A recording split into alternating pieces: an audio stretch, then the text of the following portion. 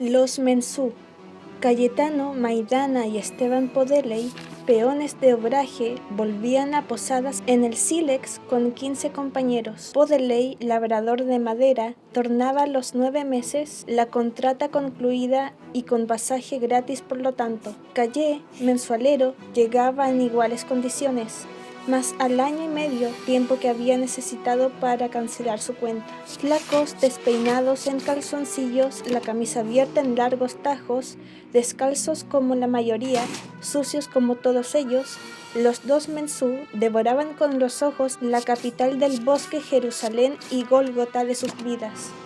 9 meses allá arriba, año y medio, pero volvían por fin, y el hachazo aún doliente de la vida del obraje era apenas un roce de astillas ante el rotundo goce que olfateaban allí. De 100 peones, solo 2 llegan a Posadas con haber. Para esa gloria de una semana a que los arrastra el río aguas abajo, cuentan con el anticipo de una nueva contrata. Como intermediario y coadyuvante espera en la playa el grupo de muchachas alegres de carácter y de profesión, ante las cuales los Mensú sedientos lanzan su ayjú de urgente locura. Callé y Podeley bajaron tambaleantes de orgía pregustada y rodeados de 3 o 4 amigas se hallaron en un momento ante la cantidad suficiente de caña para colmar el hambre de eso de un Mensú. Un instante después estaban borrachos y con nueva contrata firmada.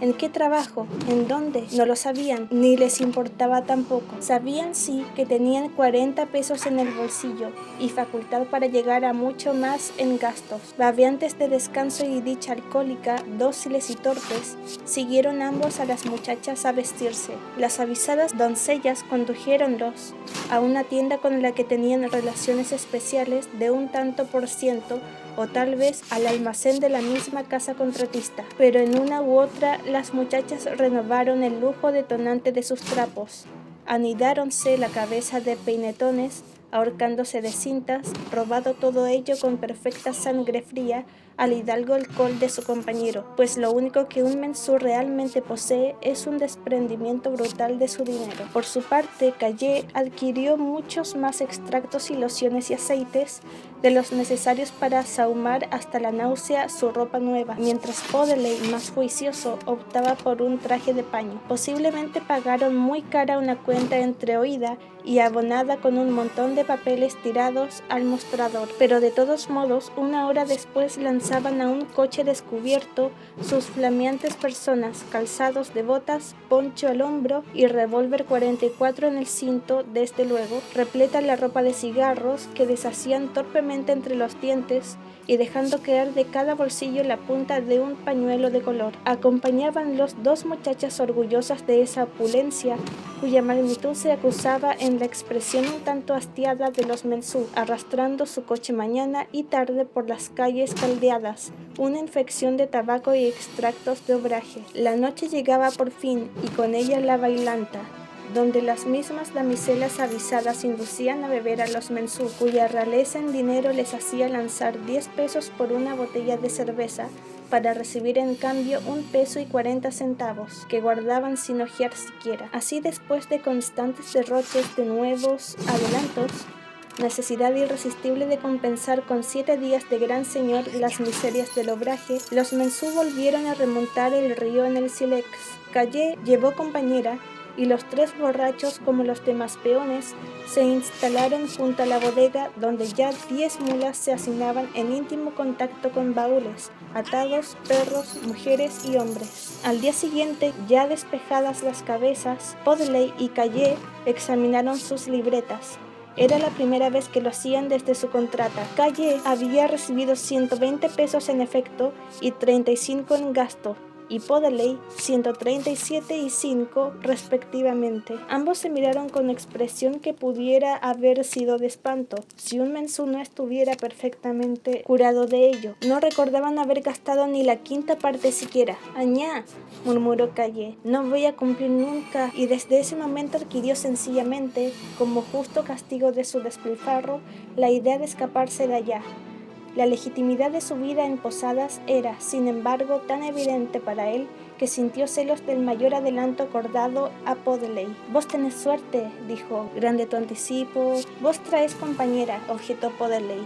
«Eso te cuesta para tu bolsillo». Calle miró a su mujer, y aunque la belleza y otras cualidades de orden más moral pesan muy poco en la elección de un mensú, quedó satisfecho. La muchacha deslumbraba efectivamente con su traje de raso, falda verde y blusa amarilla.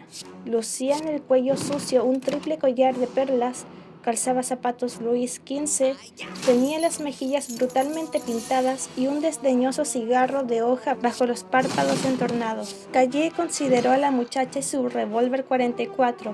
Ambas cosas eran realmente lo único que valía de cuanto llevaba con él, y aún el 44 corría el riesgo de naufragar tras el anticipo por minúscula que fuera su tentación de tallar. Sobre un baúl de punta, en efecto, los mensú jugaban concienzudamente al monte cuando tenían. Calle observó un rato riéndose, como se ríen siempre los peones cuando están juntos, sea cual fuera el motivo, y se aproximó el baúl, colocando a una carta 5 cigarros, modesto principio que podía llegar a proporcionarle el dinero suficiente para pagar el adelanto en el obraje y volverse en el mismo vapor a Posadas a derrochar un nuevo anticipo. Perdió los demás cigarros, perdió 5 pesos, el poncho, el collar de su mujer, sus propias botas y su 44. Al día siguiente recuperó las botas, pero nada más. Mientras la muchacha compensaba la desnudez de su pescuezo con incesantes cigarros despreciativos. Podeley ganó, tras infinito cambio de dueño, el collar en cuestión y una caja de jabones de olor que halló modo de jugar contra un machete y media docena de medias, que ganó, quedando así satisfecho. Por fin, 15 días después, llegaron a destino. Los peones treparon alegres la interminable cinta roja que escalaba la barranca, desde cuya cima el sílex aparecía diminuto y hundido en el lúgubre río, y con aijús y terribles invectivas en guaraní, los mensú despidieron al vapor que debía ahogar en una baldeada de 3 horas. La nauseabunda atmósfera de desaseo, pachulí y mulas enfermas, que durante 4 días remontó con él. Para Podeley, labrador de madera, cuyo diario podía subir a 7 pisos, la vida de obraje no era muy dura. Hecho a ella, domaba su aspiración de estricta justicia en el cubicaje de la madera, compensando las rapiñas rutinarias con ciertos privilegios de buen peón. Su nueva etapa comenzó al día siguiente, una vez demarcada su zona del bosque. Construyó con hojas de palmera su cobertizo, techo y pared sur, nada más. Dio nombre de cama a 8 varas horizontales y de un horcón colgó la provista semanal. Recomenzó automáticamente sus días de obraje, silenciosos mates al levantarse, de noche aún, que se sucedían sin desprender la mano de la pava, la exploración en descubierta madera, el desayuno a las 8, harina, charque y grasa, el hacha luego a busto descubierto, cuyo sudor arrastraba tábanos, barigüís y mosquitos. Después el almuerzo, esta vez porotos y maíz flotando en la inevitable grasa, para concluir de noche luego de una lucha con las piezas de 8×30 con el yopará del mediodía. Fuera de algún incidente con sus colegas labradores que invadían su jurisdicción, del hastío de los días de lluvia que lo relegaban en cuclillas frente a la pava, la tarea proseguía hasta el sábado de tarde.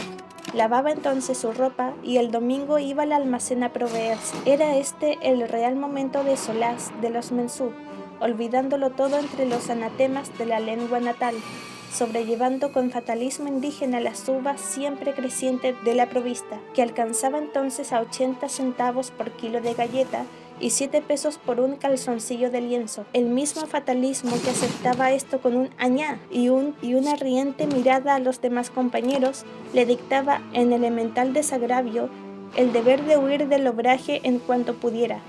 Y si esta ambición no estaba en todos los pechos, todos los peones comprendían esa mordedura de contrajusticia que iba, en caso de llegar, a clavar los dientes en la entraña misma del patrón. Este, por su parte, llevaba la lucha a su extremo final, vigilando día y noche a su gente y en especial a los mensualeros. Ocupábase entonces los mensú en la planchada, tumbando piezas entre inacabable gritería, que subía de punto cuando las mulas, impotentes para contener la alza prima que bajaba de la altísima barranca a toda velocidad, rodaban unas sobre otras, dando tumbos, vigas, animales, carretas, todo bien mezclado. Raramente se lastimaban las mulas, pero la algazara era la misma. Callé, entre risa y risa, meditaba siempre su fuga, harto ya de revirados y yo parás, que el pregusto de la huida tornaba más indigestos, deteníase aún por falta de revólver y, ciertamente, ante el Winchester del capataz. Pero si tuviera un 44, la fortuna llególe esta vez en forma bastante desviada. La compañera de Callé, quien, desprovista ya de su lujoso atavío, se ganaba la vida lavando la ropa de los peones, cambió un día de domicilio. Callé la esperó 2 noches, y a la tercera fue al rancho de su reemplazante, donde propinó una soberbia paliza a la muchacha. Los dos mensú quedaron solos charlando amistosamente, resultas de lo cual convinieron en vivir juntos, a cuyo efecto el seductor se instaló con la pareja. Esto era económico y bastante juicioso, pero como el mensú parecía gustar realmente de la dama, cosa rara en el gremio, Callé ofreciósela en venta por un revólver con balas, que él mismo sacaría del almacén.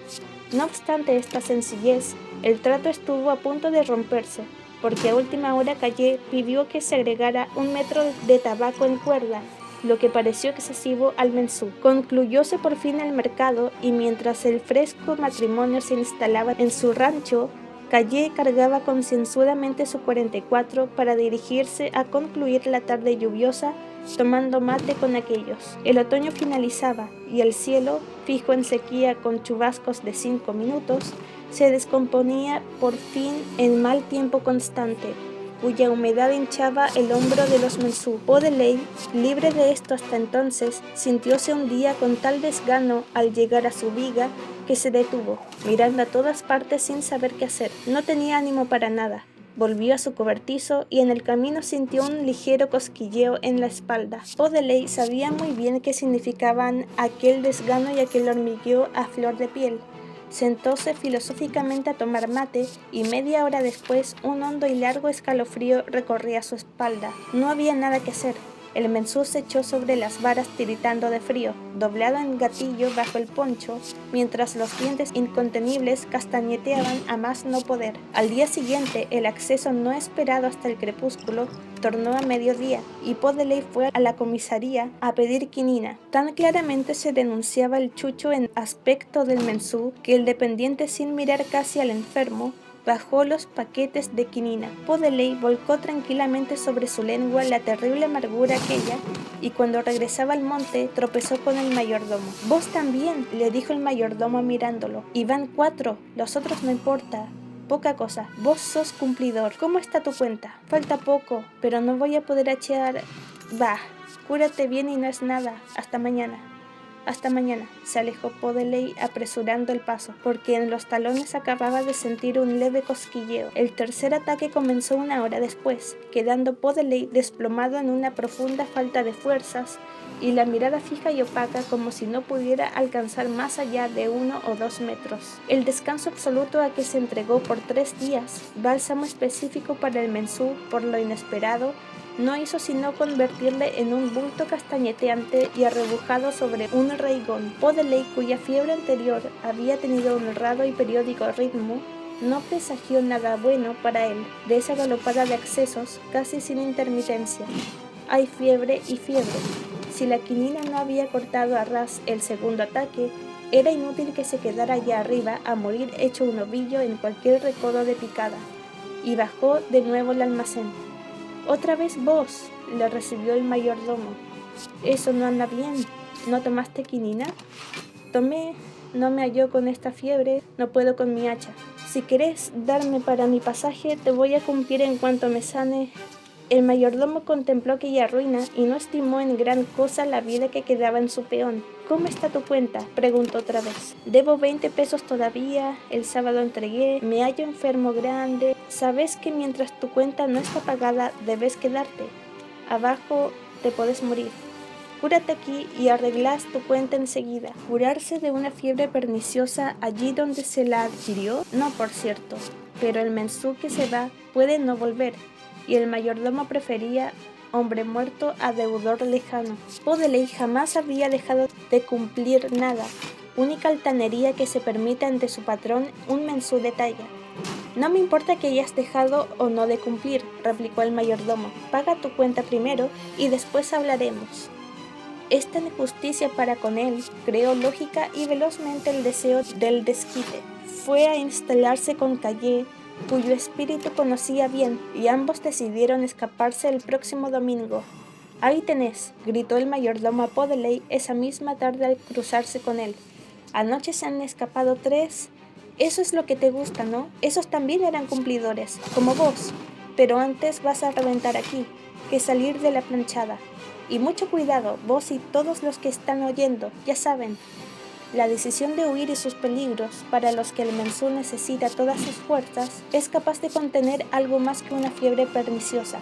El domingo, por lo demás, había llegado, y con falsas maniobras de lavaje de ropa, simulados guitarreos en el rancho de tal cual, la vigilancia pudo ser burlada, y Podeley y Calle se encontraron de pronto a 1000 metros de la comisaría. Mientras no se sintieran perseguidos, no abandonarían la picada, pues Podeley caminaba mal, y aún así, la resonancia peculiar del bosque trájoles lejana una voz ronca. «¡A la cabeza! ¡A las 2!»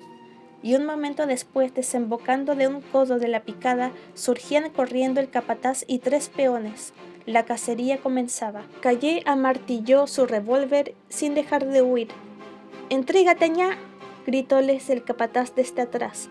«Entremos en el monte», dijo Podeley. «Yo no tengo fuerza para mi machete. Volvé o te tiro», llegó otra voz. «Cuando estén más cerca», comenzó Calle, una bala de Winchester pasó silbando por la picada.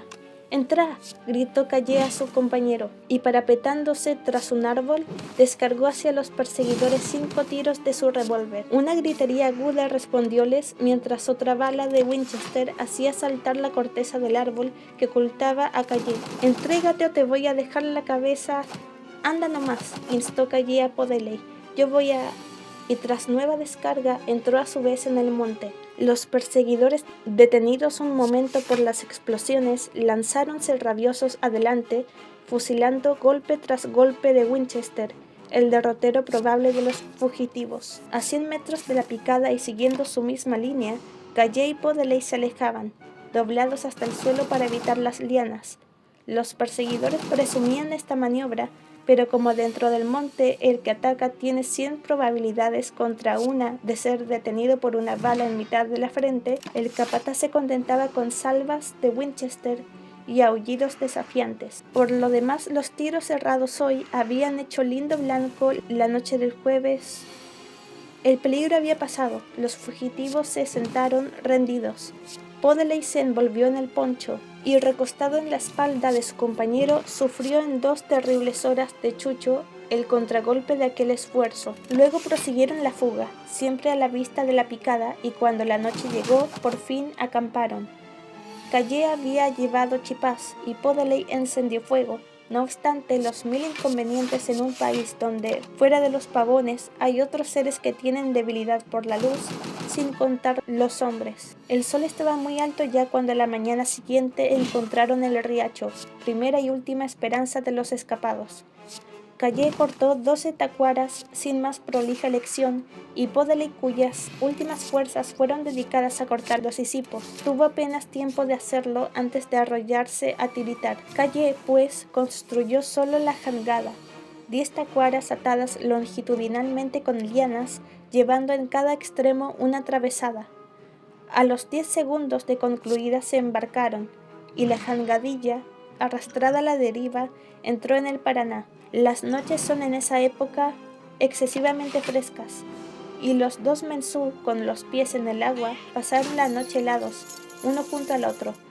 La corriente del Paraná, que llegaba cargado de inmensas lluvias, retorcía la jangada en el borbollón de sus remolinos y aflojaba lentamente los nudos del hisipo. En todo el día siguiente comieron 2 chipás, último resto de provisión que Podeley probó apenas.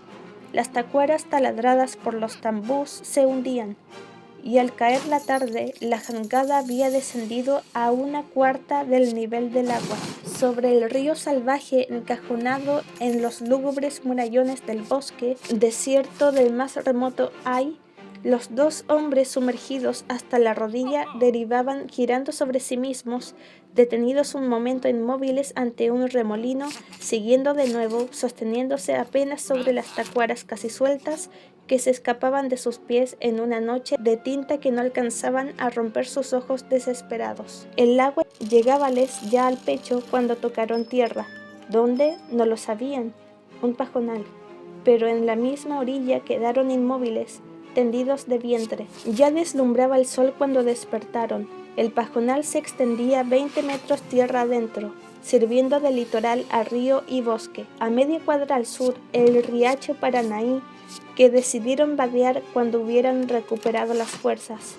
Pero éstas no volvían tan rápidamente como era de desear, dado que los cogollos y gusanos de tacuara son tardos fortificantes. Y durante 20 horas la lluvia cerrada transformó al Paraná en aceite blanco y al Paranaí en furiosa avenida. Todo imposible.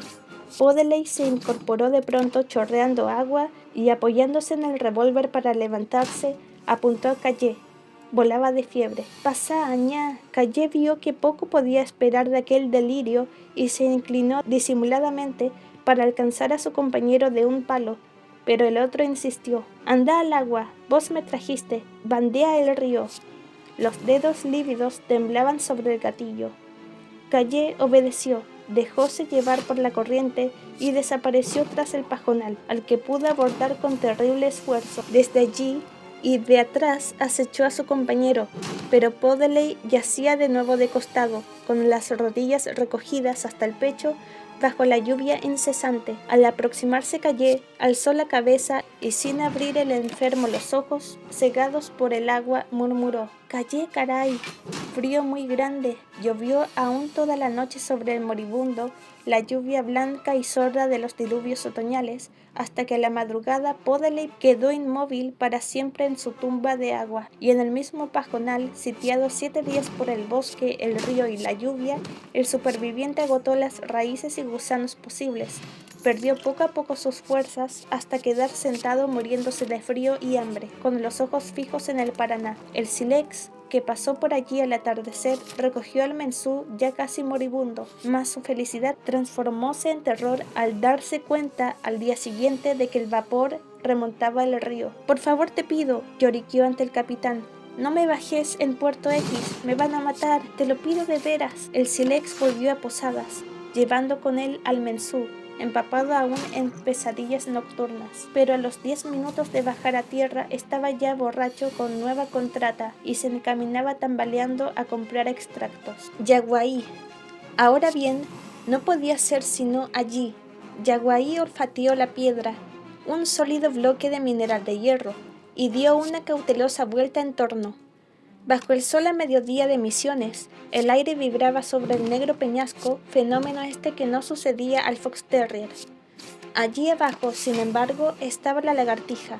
El perro giró nuevamente alrededor, resopló en un intersticio y, para honor de la raza, rascó un instante el bloque ardiente, hecho lo cual regresó con paso perezoso que no impedía un sistemático olfateo a ambos lados del sendero. Entró en el comedor echándose entre el aparador y la pared, fresco refugio que él consideraba como suyo, a pesar de tener en su contra la opinión de toda la casa. Pero el sombrío rincón, admirable cuando la depresión de la atmósfera acompaña falta de aire, tornábase imposible en un día de viento norte. Era este otro flamante conocimiento del fox terrier, en quien luchaba aún la herencia del país templado, Buenos Aires, patria de sus abuelos y suya, donde sucede precisamente lo contrario. Salió por lo tanto afuera y se sentó bajo un naranjo, en pleno viento de fuego, porque facilitaba inmensamente la respiración.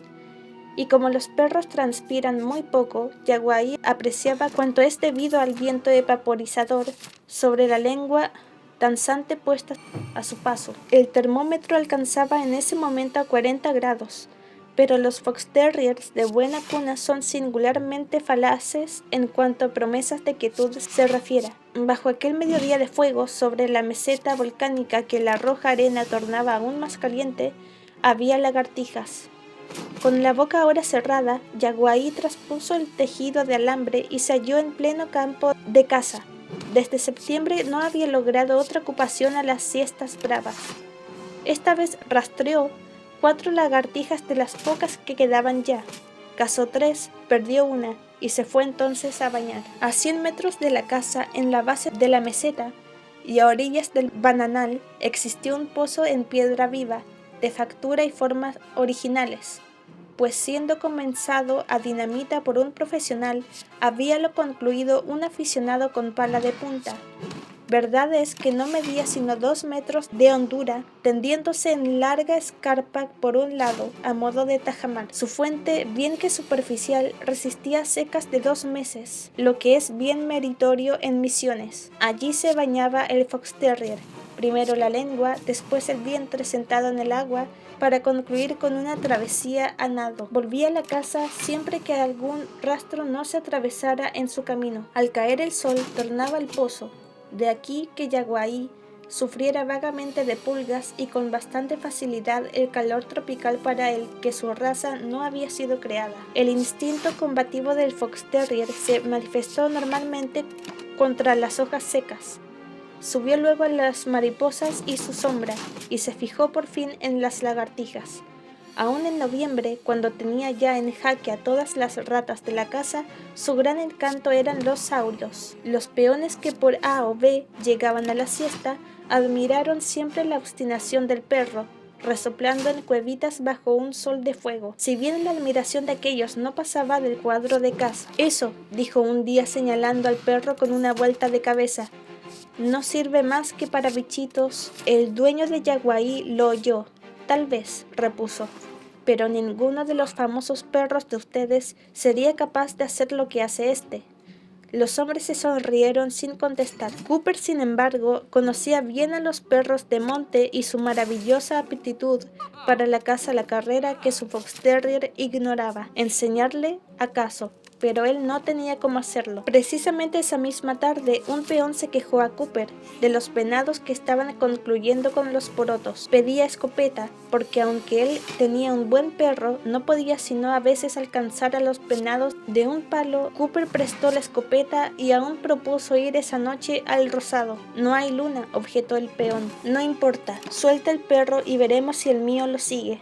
Esa noche fueron al plantío. El peón soltó a su perro y el animal se lanzó enseguida en las tinieblas del monte en busca de un rastro. Al ver partir a su compañero, Yaguaí intentó en vano forzar la barrera de Caraguatá. Logróle al fin y siguió la pista del otro, pero a los 2 minutos regresaba, muy contento de aquella escapatoria nocturna. Eso sí, no quedó agujerito sin olfatear en 10 metros a la redonda, pero cazar tras el rastro en el monte a un galope que puede durar muy bien desde la madrugada hasta las 3 de la tarde, eso no. El perro del peón halló una pista, muy lejos, que perdió enseguida. 1 hora después volvía su amo y todos juntos regresaron a la casa. La prueba, si no concluyente, desanimó a Cooper.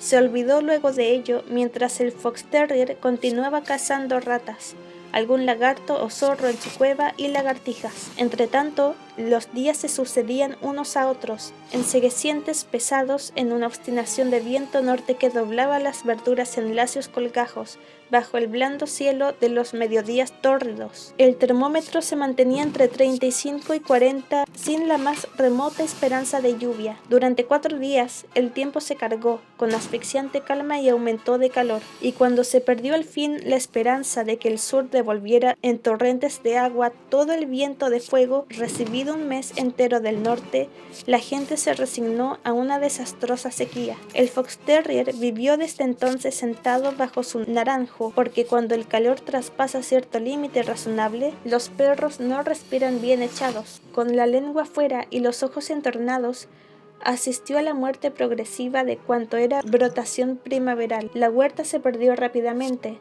El maizal pasó del verde claro a una blancura amarillenta, y a fines de noviembre solo quedaban de él columnitas truncas sobre la negrura desolada del rosado. La mandioca, heroica entre todas, resistía bien. El pozo del fox terrier, agotada su fuente, perdió día tras día su agua verdosa, y ahora tan caliente que Yaguaí no iba a él sino de mañana, si bien hallaba rastros de apareas, agotíes y hurones, que la sequía del monte forzaba hasta el pozo. En vuelta de su baño, el perro se sentaba de nuevo, viendo aumentar poco a poco el viento, mientras el termómetro, refrescado a 15 al amanecer, llegaba a 41 a las 2 de la tarde.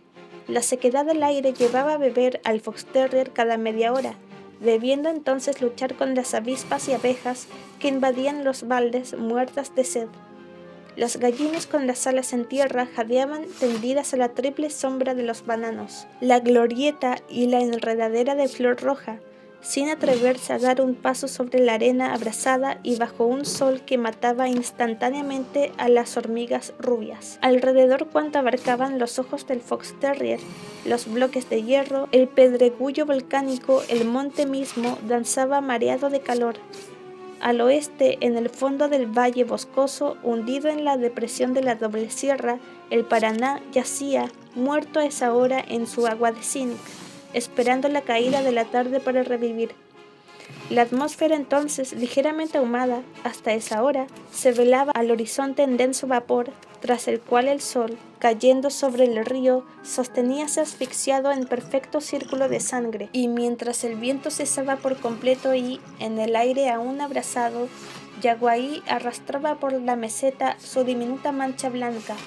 Las palmeras negras, recortándose inmóviles sobre el río cuajado en rubí, infundían en el paisaje una sensación de lujosos y sombríos oasis. Los días se sucedían iguales. El pozo del fox terrier se secó, y las asperezas de la vida que hasta entonces evitaran a Yaguaí comenzaron para él esa misma tarde. Desde tiempo atrás, el perrito blanco había sido muy solicitado por un amigo de Cooper, hombre de selva, cuyos muchos ratos perdidos se pasaban en el monte tras los tatetos. Tenía 3 perros magníficos para esta caza, aunque muy inclinados a rastrear coatís, lo que, envolviendo una pérdida de tiempo para el cazador, constituye también la posibilidad de un desastre, pues la dentellada de un coatí degüella fundamentalmente al perro que no supo cogerlo. Fragoso, habiendo visto un día trabajar al fox terrier en un asunto de Irara, a la que Yaguaí forzó a estarse definitivamente quieta, dedujo que un perrito que tenía ese talento especial para morder justamente entre cruz y pescuezo no era un perro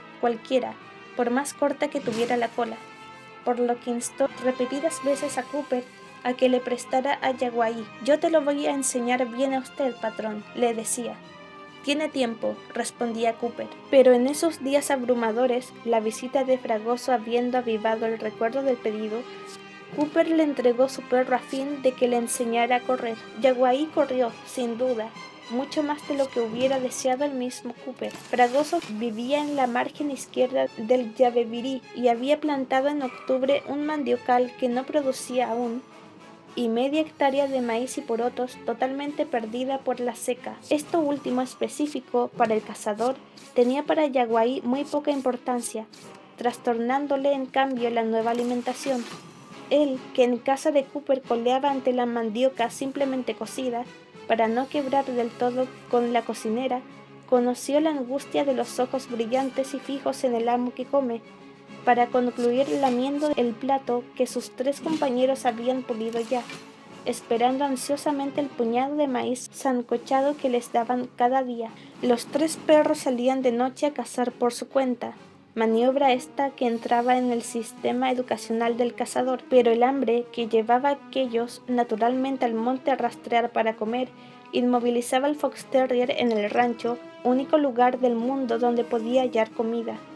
Los perros que no devoran la caza serán siempre malos cazadores, y justamente la raza que pertenecía a Yaguaí caza desde su creación por simple sport. Fragoso intentó algún aprendizaje con el fox terrier, pero siendo Yaguaí mucho más perjudicial que útil al trabajo desenvuelto de sus perros, lo relegó desde entonces en el rancho a espera de mejores tiempos para esa enseñanza. Entretanto, la mandioca del año anterior comenzaba a concluirse. Las últimas espigas de maíz rodaron por el suelo, blancas y sin un grano, y el hambre, ya dura para los 3 perros, nacidos con ella, royó las entrañas de Yaguaí. En aquella nueva vida, el fox terrier había adquirido con pasmosa rapidez el aspecto humillado, servil y traicionero de los perros del país. Aprendió entonces a merodear de noche por los ranchos vecinos, avanzando con cautela, las piernas dobladas y elásticas, hundiéndose lentamente al pie de una mata de espartillo al menor rumor hostil. Aprendió a no ladrar por más furor o miedo que tuviera y a gruñir de un modo particularmente sordo cuando el cusco de un rancho defendía a este del pillaje. Aprendió a visitar los gallineros, a separar 2 platos encimados con el hocico y a llevarse en la boca una lata con grasa, a fin de vaciarla en la impunidad del pajonal. Conoció el gusto de las guascas encebadas, de los zapatones untados de grasa, del hollín pegoteado de una olla y, alguna vez, de la miel recogida y guardada de un trozo de tacuará. Adquirió la prudencia necesaria para apartarse del camino cuando un pasajero avanzaba, siguiéndolo con los ojos agachado entre el pasto, y a fines de enero, de la mirada encendida, las orejas firmes sobre los ojos y el rabo alto y provocador del fox terrier. No quedaba sino un esqueletillo sarnoso, de orejas echadas atrás y rabo hundido y traicionero, que trotaba furtivamente por los caminos. La sequía continuaba entretanto, el monte quedó poco a poco desierto, pues los animales se concentraban en los hilos de agua que habían sido grandes arroyos. Los 3 perros forzaban la distancia que los separaba del abrevadero de las bestias con éxito mediano, pues siendo aquel muy frecuentado a su vez por los yaguareteí, la caza menor tornábase desconfiada. Fragoso, preocupado con la ruina del Rosado y con nuevos disgustos con el propietario de la tierra, no tenía humor para cazar, ni aun por hambre, y la situación aumentaba así tornarse muy crítica, cuando una circunstancia fortuita trajo un poco de aliento a la lamentable jauría. Fragoso debió ir a San Ignacio, y los 4 perros que fueron con él sintieron en sus narices dilatadas una impresión de frescura vegetal, vaguísima si se quiere, pero que acusaba un poco de vida en aquel infierno de calor y seca. En efecto, San Ignacio había sido menos azotado, resulta de lo cual algunos maizales, aunque miserables, se sostenían en pie. No comieron los perros ese día, pero al regresar jadeando detrás del caballo, probaron en su memoria aquella sensación de frescura, y a la noche siguiente salían juntos en mudo trote hacia San Ignacio. En la orilla del Yabebirí se detuvieron oliendo el agua y levantando el hocico trémulo a la otra costa. La luna salía entonces, con su amarillenta luz de menguante. Los perros avanzaron cautelosamente sobre el río a flor de piedra, saltando aquí, nadando allá, en un paso que en agua normal no da fondo a 3 metros. Sin sacudirse casi, reanudaron el trote silencioso y tenaz hacia el maizal más cercano.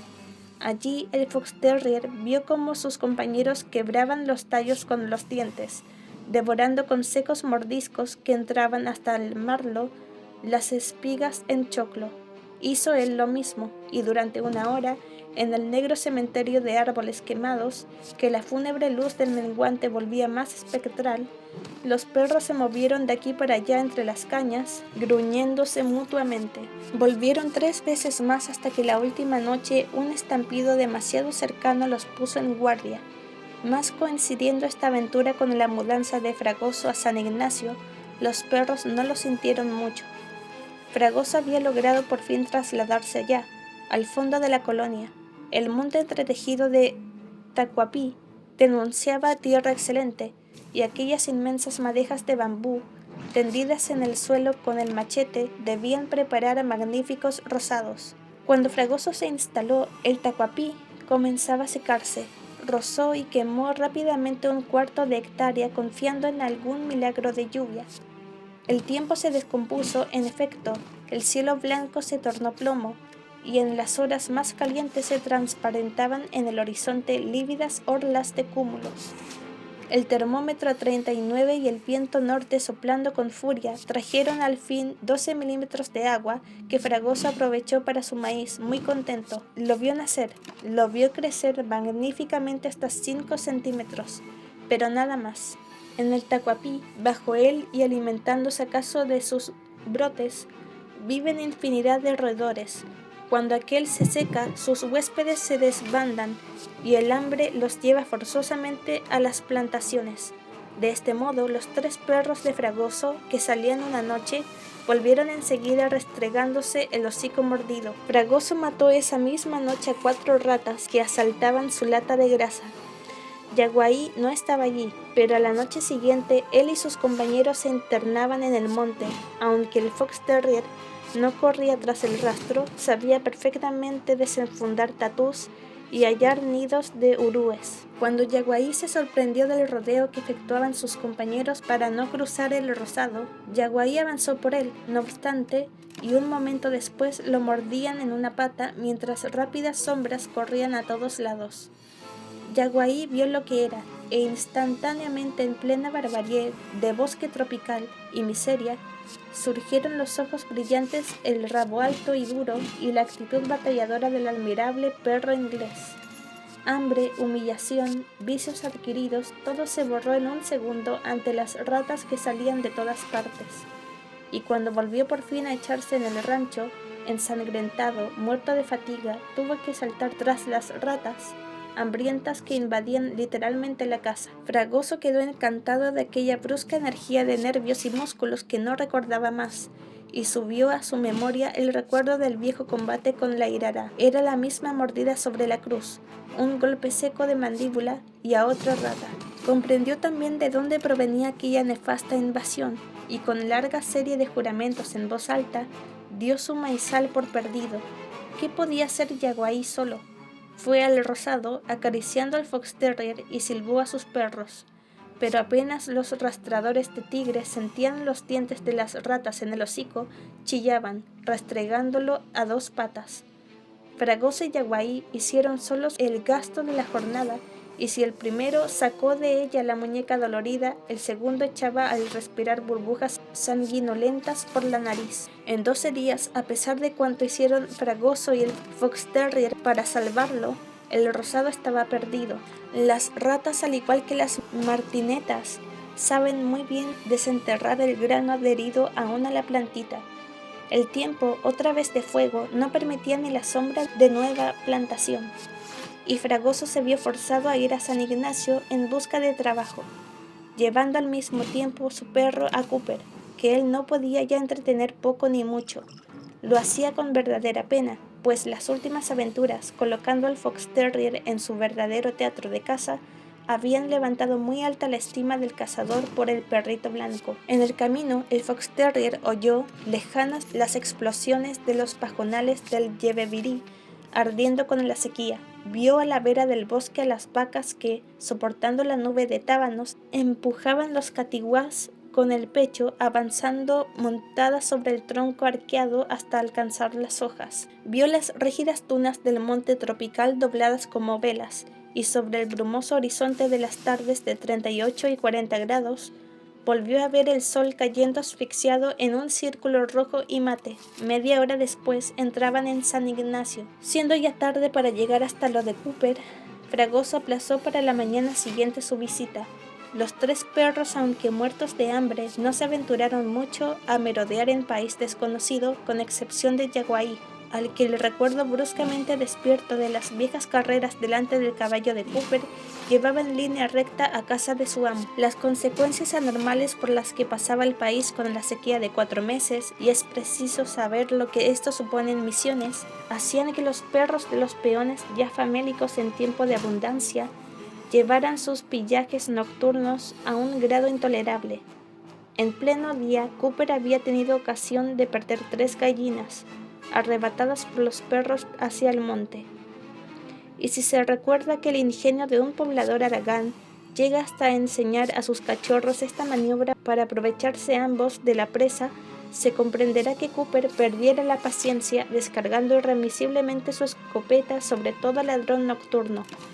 Aunque no usaba sino perdigones, la lección era asimismo dura. Así una noche, en el momento que se iba a acostar, percibió su oído alerta el ruido de las uñas enemigas, tratando de forzar el tejido de alambre. Con un gesto de fastidio descolgó la escopeta y saliendo afuera vio una mancha blanca que avanzaba dentro del patio. Rápidamente hizo fuego y a los aullidos traspasantes del animal con las patas traseras a la rastra tuvo un fugitivo sobresalto que no pudo explicar. Llegó hasta el lugar, pero el perro había desaparecido ya, y entró de nuevo en la sala. ¿Qué fue, papá?, le preguntó desde la cama su hija. ¿Un perro? Sí, repuso Cooper colgando la escopeta. Le tiré un poco de cerca. ¿Grande el perro, papá? No, chico. Pasó un momento. Pobre Yaguaí, prosiguió Julia. ¿Cómo estará? Súbitamente Cooper recordó la impresión sufrida al oír aullar al perro. Algo de su Yaguaí estaba allí, pero pensando también en cuán remota era esa probabilidad, se durmió tranquilo. Fue a la mañana siguiente muy temprano cuando Cooper, siguiendo el rastro de sangre, halló a su fox terrier muerto al borde del pozo del bananal. De pésimo humor volvió a la casa y la primera pregunta de Julia fue por el perro chico. ¿Murió, papá? Sí, allá en el pozo es Yaguaí. Cogió la pala y, seguido de sus dos hijos consternados, fue al pozo. Julia, después de mirar un rato inmóvil, se acercó despacio a sollozar junto al pantalón de Cooper. ¿Qué hiciste, papá? No sabía, chiquita, apártate un momento. En el bananal enterró a su perro, apisonó la tierra encima y regresó, profundamente disgustado, llevando de la mano a sus dos chicos, que lloraban despacio para que su padre no los sintiera.